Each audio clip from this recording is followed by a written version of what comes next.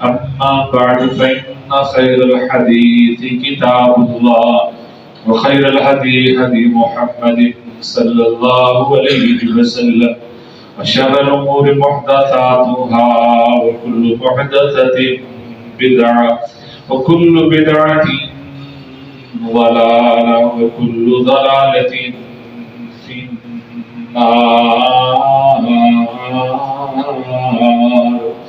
أما بعد فأعوذ بالله من الشيطان الرجيم.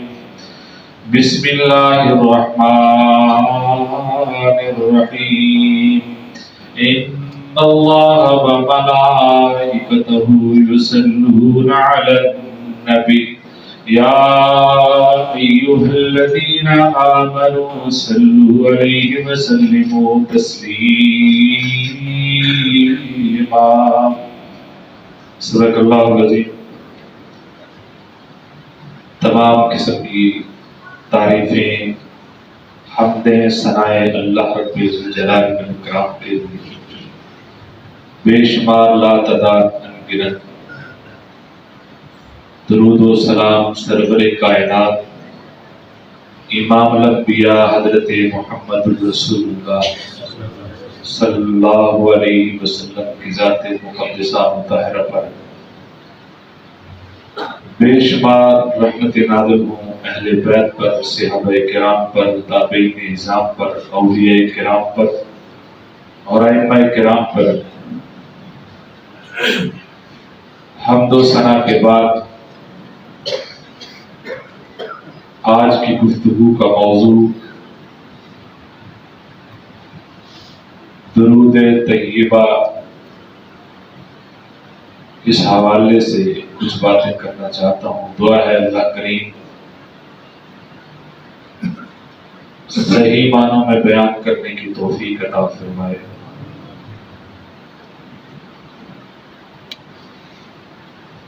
میرا یہ عقیدہ ہے، اس عقیدے کو سن کر اگر آپ بھی عقیدہ بنائیں گے تو سرخرو ہو جائیں گے،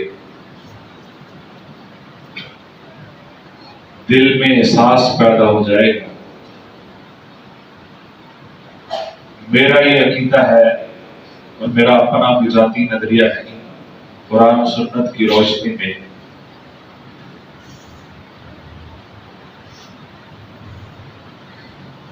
کہ رحمت کائنات صلی اللہ علیہ وسلم ہمارے اتنے خیر خواہ ہیں، اتنے خیر خواہ ہیں کہ 100 باتوں کی ایک بات ہمارے اتنے خیر خواہ ہیں کہ ہم اپنی ذات کے بھی اتنے خیر خواہ نہیں ہیں جتنے کہ حضرت محمد رسول اللہ صلی اللہ علیہ وسلم اپنی امت کے خیر خواہ ہیں. اور اس کے لیے انہوں نے پریکٹیکل اپنی پوری زندگی جو ہے وہ آپ کے سامنے اس زندگی کا 23 سالہ زندگی کا کم از کم پورا ریکارڈ موجود ہے. اور یہ ریکارڈ اس وقت موجود تھا جبکہ آڈیو ویڈیو کا کوئی کانسیپٹ نہیں تھا،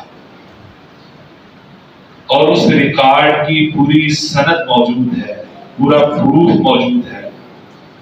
اور اس ریکارڈ کو محفوظ کرنے والے اگر لاکھوں افراد ہیں تو ان سب افراد کا ایک ایک منٹ کا ڈیٹا بھی موجود ہے، جس نے نبی صلی اللہ علیہ وسلم کی زندگی کو محفوظ کیا ہے.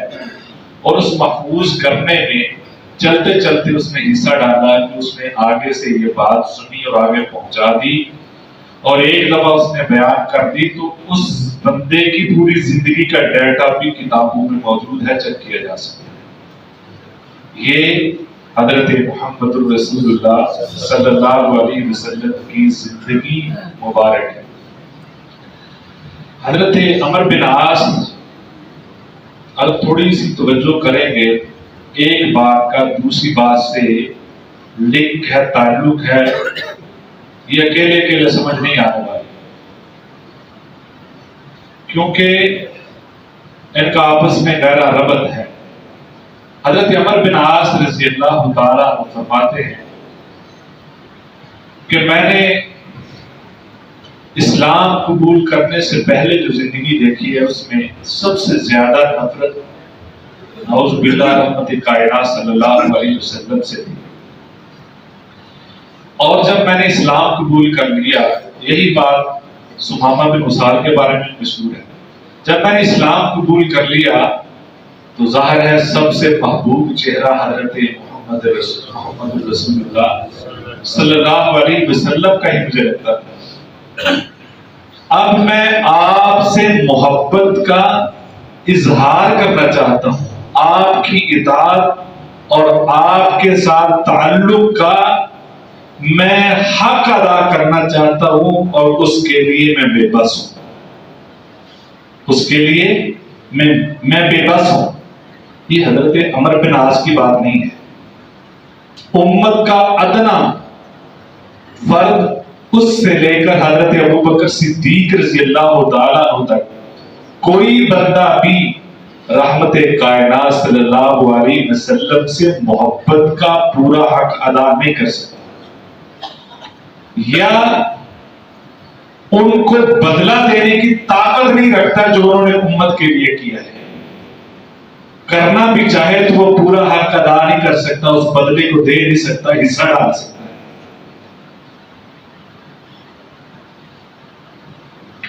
وہ فرماتے ہیں عمر بن عاص میں آپ کی تعریف کی طاقت ہی نہیں رکھتا، یہ جملہ سن لے، میں آپ کی تعریف کی طاقت ہی نہیں رکھتا، امت میں بتائیں کہ آپ کی تعریف کی کون طاقت رکھتا ہے۔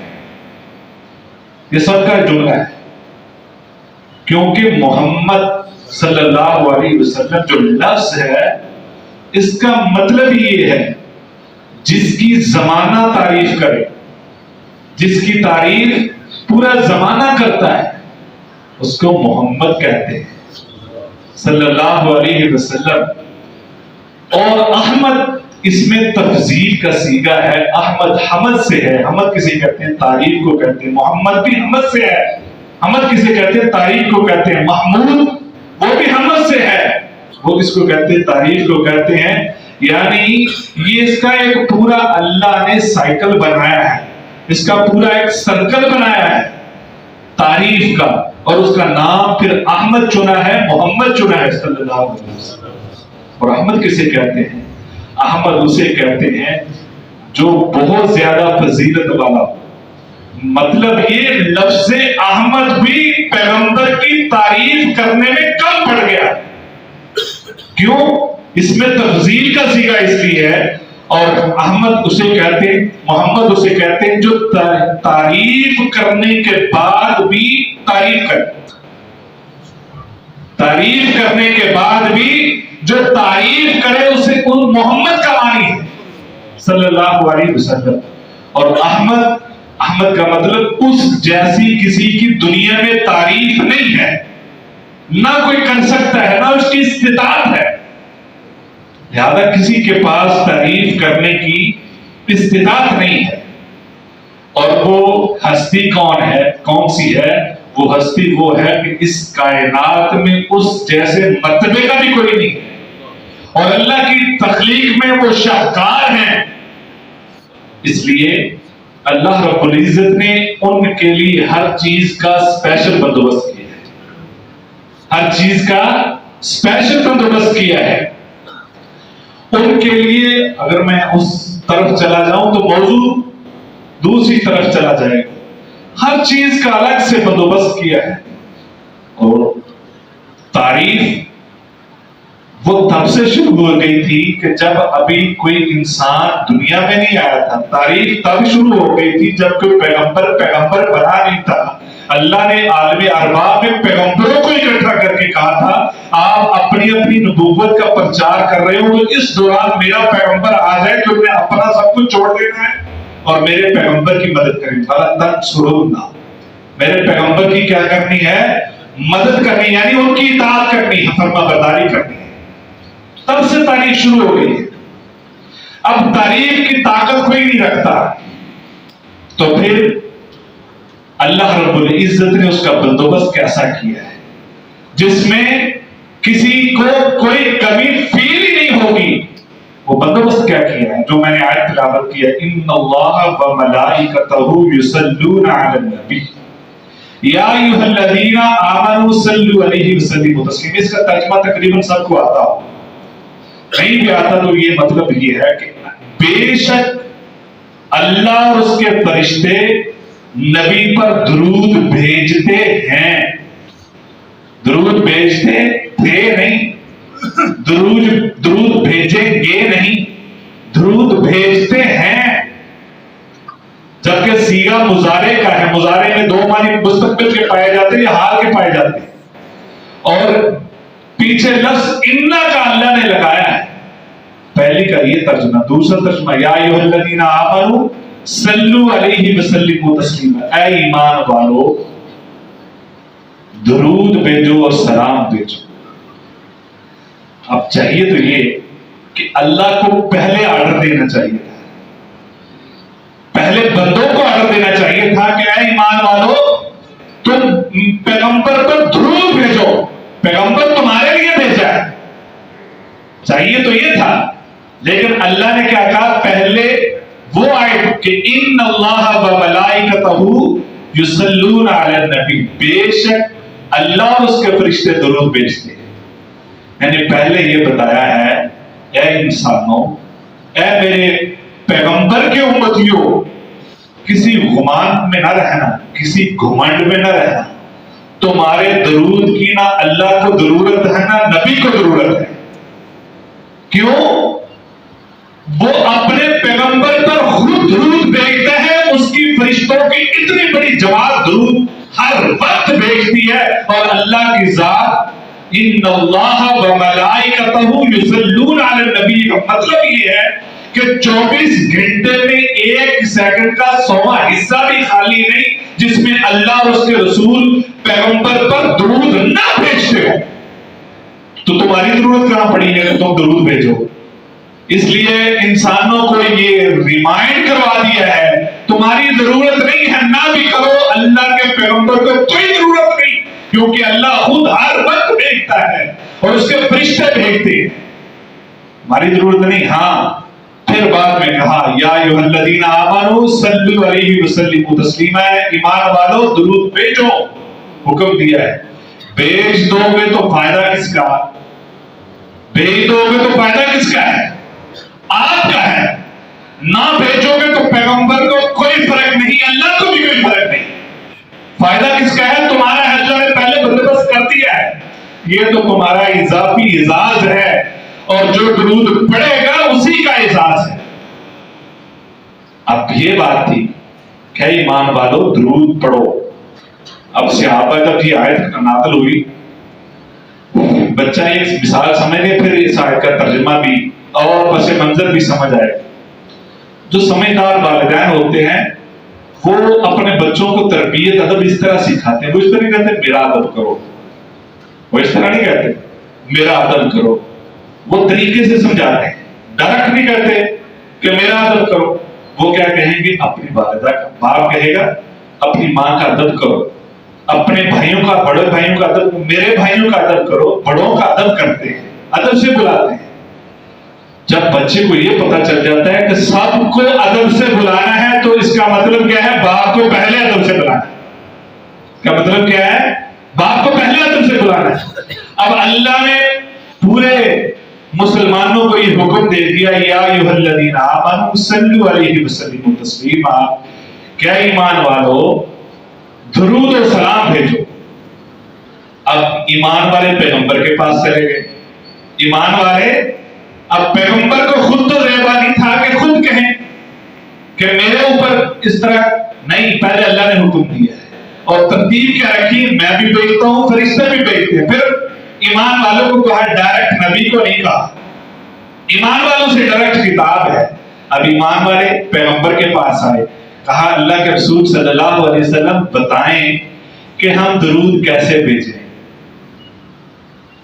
تو نبی صلی اللہ علیہ وسلم نے بھی ادب کی انتہا کر دی. نبی اللہ نے ایمان والوں کو پیغمبر کے پاس بھیجا, پیغمبر نے پھر اللہ کی طرف طرف بھیج دیا. پیغمبر نے کہا پڑھا کرو اللہم صلی علی. سمجھ آئی؟ پیغمبر نے پھر بھیج دیا اللہ کی طرف, پڑھو اللہم صلی علی, کہ اللہ تو رحمت نازل کر محمد پر. یعنی کس کو کہا ہے؟ ڈائریکٹ نہیں کہا. پھر درخواست ایمان والوں سے کہا اللہ سے کریں, یعنی کہ یہ کنیکشن ہے. اور پھر آگے یہ کہ پیغمبر نے پھر اپنے آپ کو اکیلا نہیں اس میں ڈالا. اللہم صلی علی محمد وعلی آل محمد. اور یاد رکھیں قرآن کا یہ اصول ہے کہ آل, جب لفظ آل اہل خانہ کو کہتے ہیں نا, آل اولاد, آل کا لفظ جب کسی بڑے کی طرف منسوب ہوتا ہے, لیڈر کی طرف منسوب ہوتا ہے, تو اس میں اس لیڈر کی قوم بھی آتی ہے. جب پیغمبر کی طرف ہوتا ہے تو اس میں اس پیغمبر کی امت بھی آتی ہے. تو اس لیے نبی صلی اللہ علیہ وسلم نے صرف اپنے آپ پر ہی رکھا اللہم صلی علی محمد وعلی آل محمد. اللہ محمد پر بھی, محمد کی امت پر بھی, اہل و عیال پر بھی, سب پر, سب کو شامل کیا ہے. یہ ہے درود. کہ اس طرح جا کے نبی صلی اللہ علیہ وسلم نے ایمان والوں, ہم تو اس چکر میں نا سب سے پہلے وسیلے کی طرف لے آئے ہیں. وسیلہ ضرور ڈالنا چاہیے جو کہ قرآن و حدیث کی روح میں اور اس کے مطابق بتایا گیا ہے. لیکن یہ تب ہوتا ہے جب ضرورت, ایمرجنسی ہو. جب ایمرجنسی ہو یہ تب ضرورت پڑتی ہے, اور ضرورت بھی اتنی جتنی قرآن و حدیث نے بتائی ہے. یہ بھی الگ موضوع ہے. اب آج دیکھیں پورے قرآن مجید کے اندر یا حدیث کے اندر جتنی دعائیں ہیں, صبح سے لے کر شام تک جتنی پڑھنے والی دعائیں ہیں, وہ دعائیں ساری چیک کریں وہ کہاں سے شروع ہوتی ہیں؟ اللہم سے شروع ہوتی ہے, ربنا سے شروع ہوتی ہے. کہاں سے شروع ہوتی ہے؟ ربنا آتنا ربنا هب لنا اللہم انا نسألک. یہ ساری دعائیں اللہم سے شروع ہوں گی یا اللہ ربنا سے شروع ہوں گی. تو لہذا ڈائریکٹ جب تعلق آپ کا اللہ سے ہے تو درمیان میں کیوں واسطے ڈھونڈتے؟ اور اگر ضرورت پڑتی ہے تو وہ بھی اللہ نے طریقے بتائے. ضرورت پڑتی ہے تو وہ بھی طریقے بتائیں گے انشاءاللہ کسی اور موقع پر. تو سب سے پہلے یہ ہے کہ نبی صلی اللہ علیہ وسلم پر درود بھیجنا. یہ کیا ہے؟ یہ محبت کا اظہار ہے. نبی صلی اللہ علیہ وسلم سے محبت کا کمال اظہار. ہم محبت کے دعوے کرتے ہیں, جس طرح کے پچھلے جمعے آخری حدیث بیان کی تھی کہ اب اس محبت کا حل کیا ہے. اور یہ درود شریف ایسی چیز ہے کہ یہ جس طرح ایک ایکو ہوتا ہے نا, یہ اب چل رہا ہے اسپیکر چل رہا ہے, اس کی ایکو بڑھا دیں آپ, تو جب فل ایکو کر دیں تو ایک دفعہ آواز دیں تو ہلچل مچ جاتی ہے. وہ کتنی دیر آواز جو ہے وہ آتی رہتی ہے. یہ اس طرح کہ ایک ہلچل کسی طرح مچا دینا. جب کوئی بندہ درود پاک پڑھتا ہے, درود ابراہیم پڑھتا ہے, وہ درود جو نبی صلی اللہ علیہ وسلم کی سنت سے ثابت ہے. یاد رکھیں درود کے الفاظ جو ہیں نبی صلی اللہ علیہ وسلم کی تعریف ہے.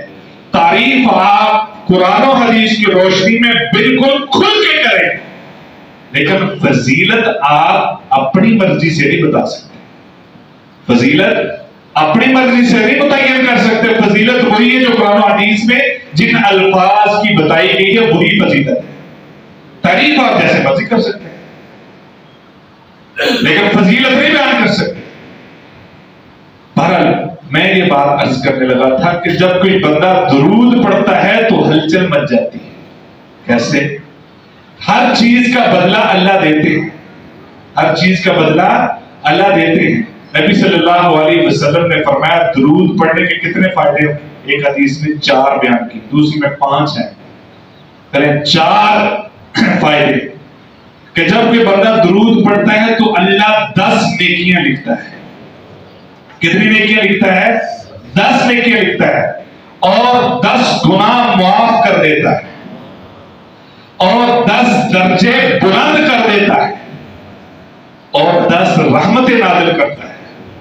آپ بتائیں ایک دفعہ آپ نے درود پڑھا, اللہ 10 مرتبہ رحمتیں بھیجنا شروع کر دیتا ہے. جو بار بار پڑھتا ہے اس پر کیا ہے.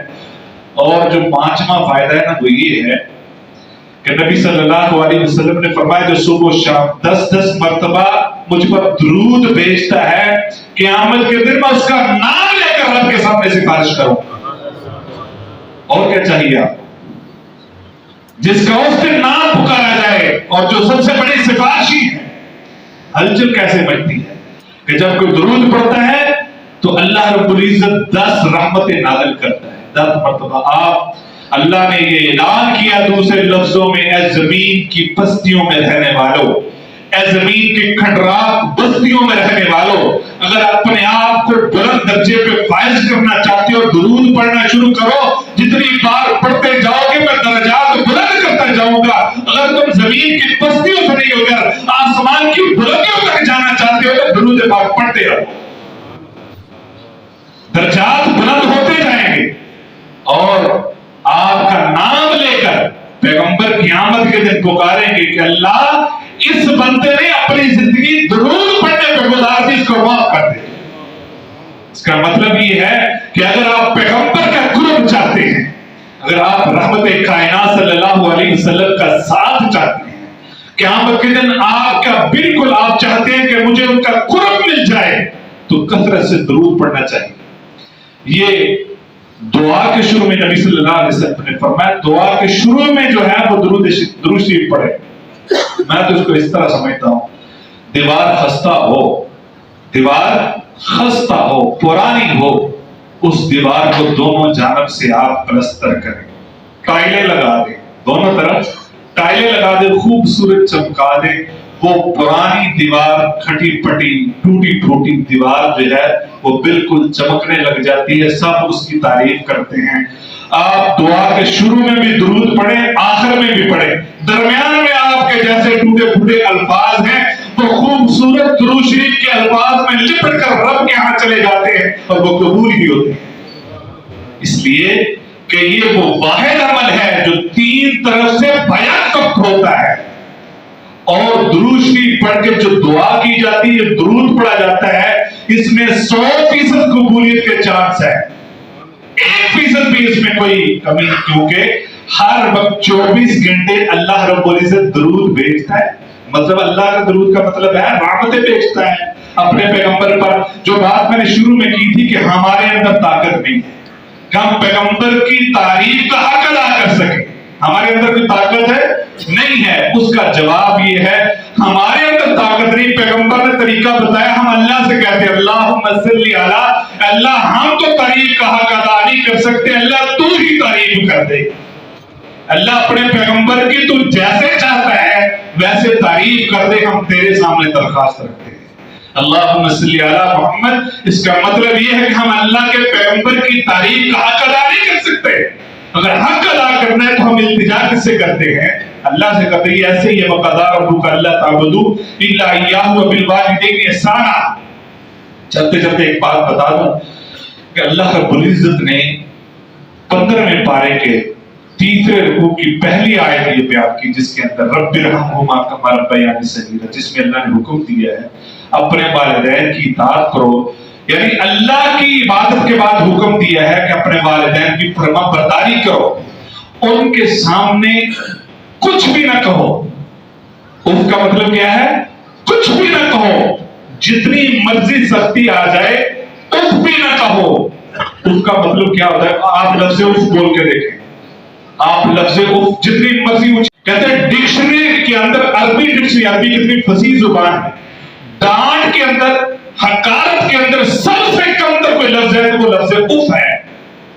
यानी सबसे कमतर लफ्ज भी वालिदैन के सामने नहीं बोलना, उफ भी नहीं कहना। अब ये था कि हम, अल्लाह ने ये कह दिया उनके सामने उफ भी नहीं कहना, और साथ ये कह दिया वकुल रब्बिरहमहुमा कमा रब्बयानी सगीरा, तुम उफ भी ना कहो, फरमाबरदार बन के रहो, फिर भी तुम वालिदैन की इताअत का हक अदा नहीं कर सकते। इसलिए फिर भी अल्लाह से इल्तिजा करो, अल्लाह तू इन पे रहम कर, मैं रहम भी नहीं कर सकता, अल्लाह तू ही रहम कर। इसी तरह अल्लाह से हम ये दरखास्त करते हैं, अल्लाह तेरा प्यारा हबीब है, हम इसकी तारीफ का हक अदा नहीं कर सकते, तू ही तारीफ कर। किस तरह तू उसको शयान शान बनाया है, उसी शयान शान उसकी तारीफ बयान कर। तो बात करने का मकसद ये है کہ نبی صلی اللہ علیہ وسلم کی ذات کا ہم پر حق یہ ہے کہ ہم تعریف بیان کریں، اور تعریف کا سب سے خوبصورت تحفہ کیا ہے کہ ہم درود پڑھیں۔ جتنا جب نبی صلی اللہ علیہ وسلم کے پاس آیا، میرے پاس وہ پوری کتابیں کھل گئی ہیں، لیکن وقت کا دامن بالکل محدود۔ نبی صلی اللہ علیہ وسلم کے پاس آیا، حضرت نبی صلی اللہ علیہ وسلم کا پیارا صحابی کہا اللہ کے حضور صلی اللہ علیہ وسلم کتنا درود پڑھو؟ نبی صلی اللہ علیہ وسلم نے کافی پڑھو۔ نبی صلی اللہ علیہ وسلم سے کہا میں چوتھا حصہ درود پڑھوں، اس سے زیادہ کر لو گے اور بھی بہتر۔ کہا میں آدھا کر دوں، کہا اس سے زیادہ کر لیں گے اور بھی بہتر۔ کہا میں سارے درود پڑھوں گا، کوئی اور نہیں مانگوں گا۔ نبی صلی اللہ علیہ وسلم نے فرمایا جب درود ہی پڑھو گے تو اللہ تمہارے سارے غم دور کر دے گا۔ یہ غم بھی دور کرتا ہے، یہ گناہ بھی ختم کرتا ہے، یہ نیکیاں بھی بڑھاتا ہے، یہ آپ کے درجات آسمان تک بلند کرتا ہے، اور یہ پیغمبر کے قریب کرتا ہے، یہ پیغمبر کی شفاعت نصیب کرتا ہے۔ اس کا دامن، درود کا دامن نہ چھوڑیے۔